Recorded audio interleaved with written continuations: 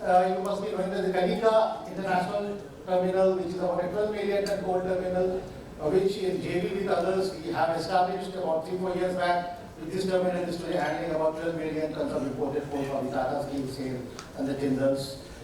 Then we are the first to have developed in the PPP model 2 coal terminals, one at Haldia, another at Vizag, in the year 2002 and 2003, and that paved the way for others to follow and emulate us. And there are a large number of coal terminals established by different groups in the Indian ports. And of course, I already told we have floating crane. We have a floating terminal specifically designed at Haldia for handling barges, which everybody who is doing lightering or the light weight at the Sagar and Sandals are able to get their barges round the year, and it's a fully mechanized terminal. And of course, we usually have 5 Panamaxes, of which 4 are today doing coastal movement of coal to the southern India power plants from Tanche coal from the Paradip, and connecting Paradip Haldia directly to the southern Indian power plants. We have barges which are providing these transshipment solutions. About 65,000 BWT we have, which are moving cargo from Sagar and Sandals to the port of Kolkata and Haldia. We have floating crane, and we have also come into the dredging. Today we have cutter section dredgers which are dredging. We are doing quite a bit of dredging in the navigable channel in the Ganges, mainly the Sagar Island area, and we are now expanding into the other areas also. We are directly para-traveling, and we are now entering into dredging section, and we are expanding into the dredging. Now, today we are about doing 2 projects, about 1,500 crores. One is, Ripley Group is the first entity who have backed a contract for producing and operating the first fully battery operated vehicle under the GTTP program of the Government of India. We have got this contract about 6-7 months back from the India Port Authority of Kandla, and we are proud to say we are the first to design, and we are developing the keel leg, and everything has been done, and within a year time this particular tug will be rolled down towards Kandla. And the most important thing is this particular tug we are building in the banks in the West Bengal banks. It's being now built not in Goa but in Gadia.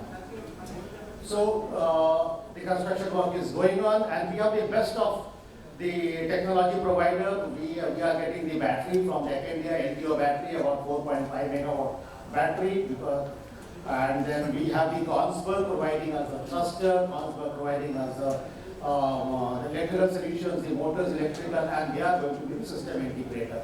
So the first step that we are going to roll out for the India under the GTTP program is being built by Ripley, and this is provided with the best of the technology. And we are hopeful that in next few months we'll bag few more contracts, and maybe another 3 months later Ripley will be doing 3-4 more tugs with the green technology. So this is one of our critical area, pride, where we are taking pride, and we want to build this particular asset in large number to providing the green technology to the Indian ports. Of course, we are modernizing one of the berth at Haldia Dock Complex at about 700 crores. This is already being built. One of the berth at Haldia Dock Complex is fully mechanized.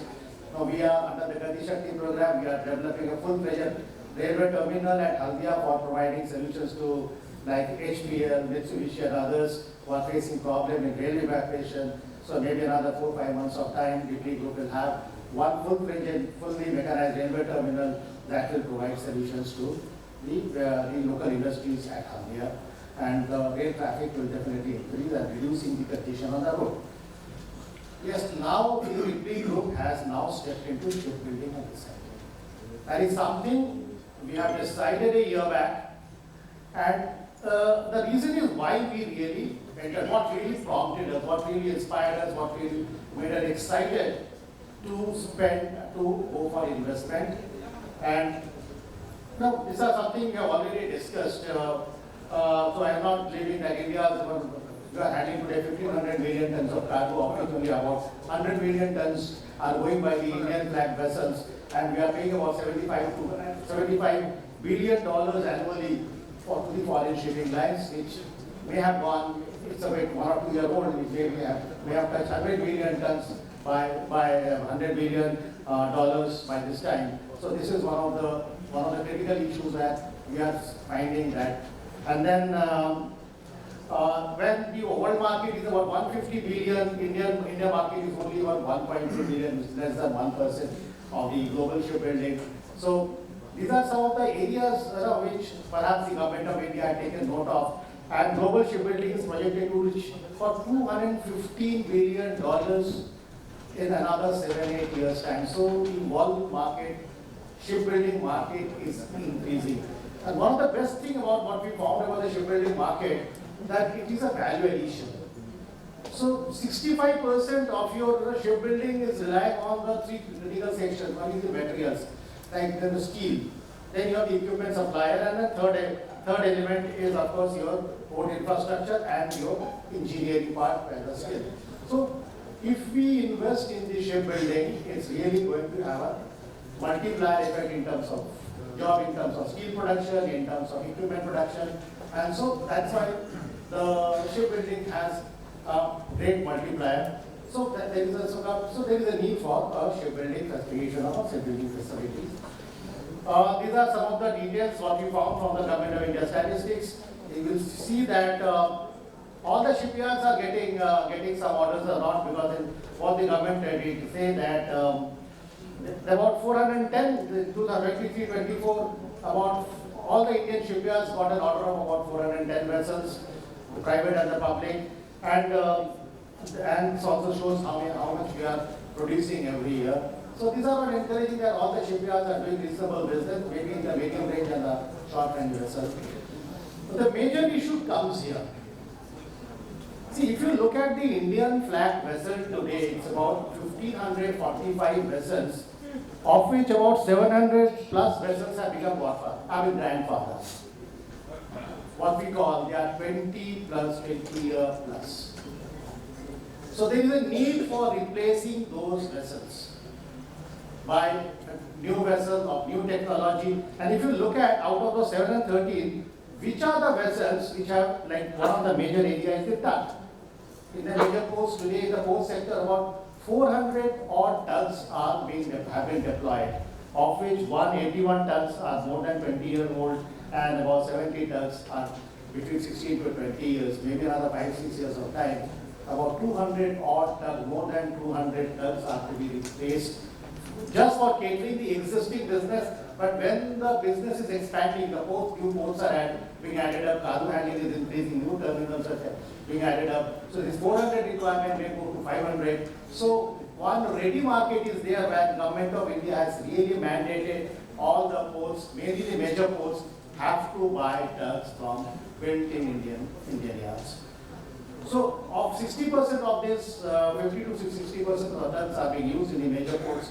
And so you can estimate how many tugs are required in the next few years. And there is of course a changing technology. Now government under the GDP program has said, do away with the conventional diesel-made tugs, go to the fully battery operated tug, where Ridley Group is pitching in, where we found an investment proposal. Then look at the passenger vessels. Look at the offshore supply vessels. About out of 139 vessels, 68 are more than 16, 20 years, more than 50 years old. So there is a need for even offshore vessels, there is a need for dredgers, there is a need for passenger vessels. So there is a market which has to be replaced. So there is a market for the shipyards to do. If you don't talk about the long range, today in the market we found that the Government of India has approved medium range tankers to be procured to be built in India. So this is one of the areas where why we have decided that what kind of we have assessed our market potential, mainly in the small vessel sector and mainly in the tugs, in the passenger vessels, in the secure supply vessels. And then we found where the world market is going. Today's world market is going to $215 billion in another next 7-8 years.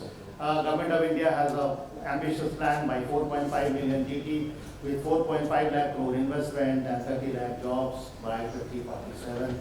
It's really very ambitious, but yes, this is where Government of India requires investment from everybody who have the appetite for spending and do something good for the India maritime sector. And the Government of India has also targeted in the Maritime India Vision that you go for tugs, you go for dredgers, you go for coastal. So the Ripley Group today is focusing on the tug sector, on the